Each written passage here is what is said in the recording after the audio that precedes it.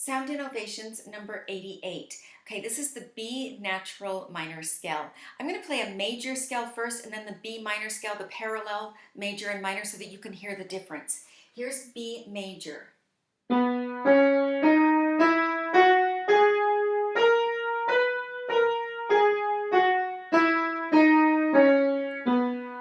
and then in contrast, here's the minor, which is the one we will be playing.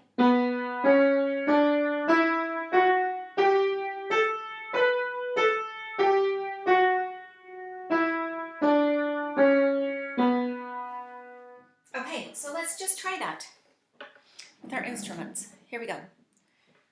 Find a B natural. Here we go. 1, 2, 3, 4. Watch that C sharp.